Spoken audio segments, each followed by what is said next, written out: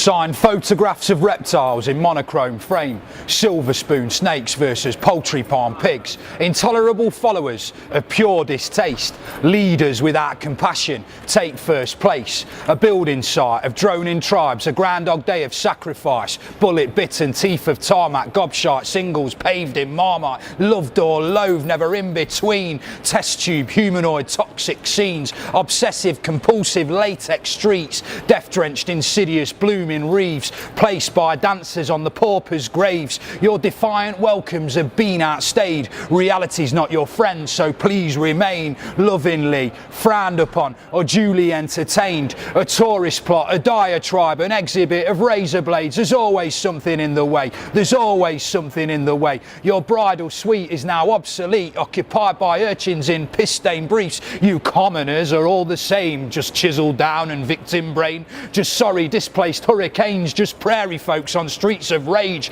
A glamour pin-up, a sketch cartoon, a Tutankhamun Looney Tune, all arty-farty airs and graces, a broken pencil skipping the pages. Your chap-lip smile, your balding hair, your dungarees from Mothercare, a vile king, a Tony Blair, war criminals in serpents' lairs, a newfound Tory in laboured glory, watching history repeat itself as millions gamble with their health, matchboxed in an ultra stealth. This class war's on, and you're the game, all liquored lips and nicotine stains. Your fingernails are sinking ships, cast out the gullies, gyrate those hips. The future kids will shout remorse from broken homes plagued by divorce, just products of quick intercourse. Poor man was dad's weekend reward, a fumbled hunk of stinking spunk, the wealth of saved monopolies, Etonian hypocrisies, the glue of hold philosophies, the bottled message seeking seas. Come on now men, just round them up, these worthless sheep into the scrubs. The smallest fraction of Novocaine mixed with barbiturates to numb their brains. Fucking quit. You fucking quit. Just yam a bowl of Weetabix. Every true hero needs a fix. An ounce of worth, a fresh press suit, a lucky girl to play his flute. Those songs you sing, redemption songs of crooked vulture sing-alongs.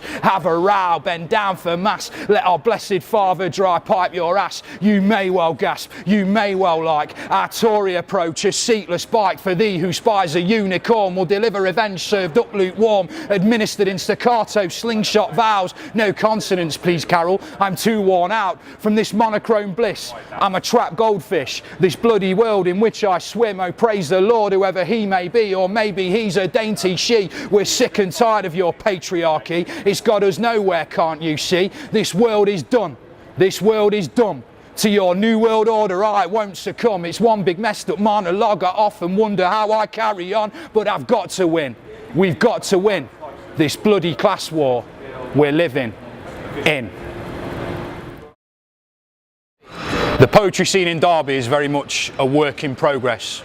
We have a lot of things going on and we've got people sort of pulling together now for the better of the city. So myself, I run a night over there called Wordwise, which brings a lot of the nationally renowned artists. We've had people like Luke Wright, Toria Garbutt, Selena Godden, etc, etc. I could go on all day about the great artists we've had there.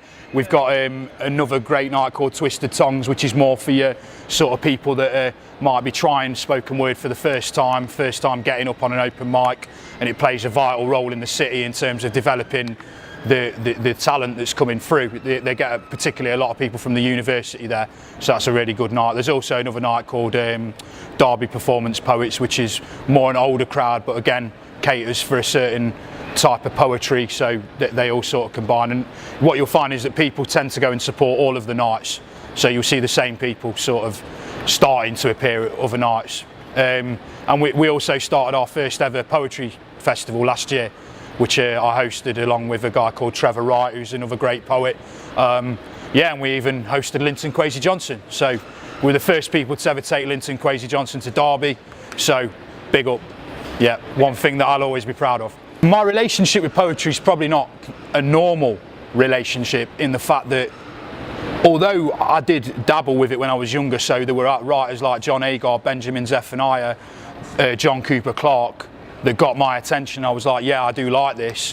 I never really got mad into it until I failed at becoming a musician, to be totally honest with you, because I used to be in a band, so I was always a lyricist, so I was always doing some type of poetry, but I didn't find myself sort of really wanting to do it as a singular thing, just words, until I had no music to do it to, if that makes sense.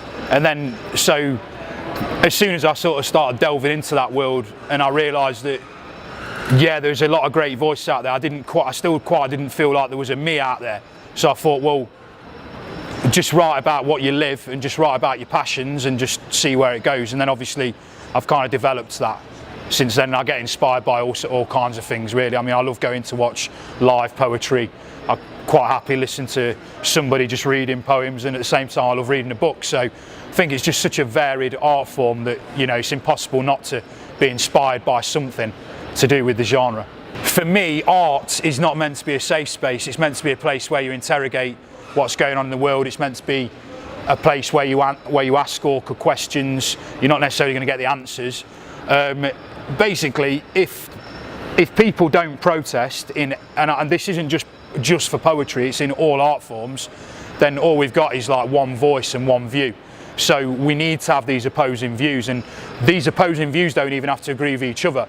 It's just they need to be there, because otherwise we just got the same thing going on throughout, and everyone accepts that this is the way things should be. Well, I think particularly with protest poetry, it definitely puts the point out there that no, we don't accept how it is. And I just think it's such a good platform, because you can get people, because especially if you're doing, say, rhythm, that you know, poetry that's got rhythm, and it feels a bit sort of like something people can nod their head along to, then you find that they get on board with your message as well. It's kind of complementary to the message, in my opinion. You know, protest poetry, that's what I find.